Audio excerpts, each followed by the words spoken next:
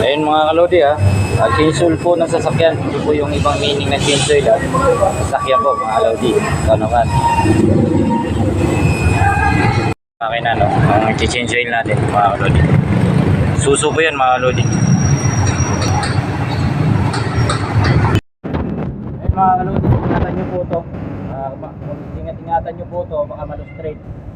Lagi pong pag nagtanggal po ng drain plug, palagi pong pakaliwa. Huwag po pakanan, paigpit po yung pakanan mga kalodi Ganito lang po yan. Itikan nyo lang ng konti. Yan, yun na po yun mga kalodi. Pag sinitihan yung itim, ang pasiyahan po natin yung lapot, okay? Yung lapot Okay mga kalodi, lalagay na po tayo ng lagi, okay? Okay na po, pinaandar na po namin. Andar naman po, gusto po yung gawa natin.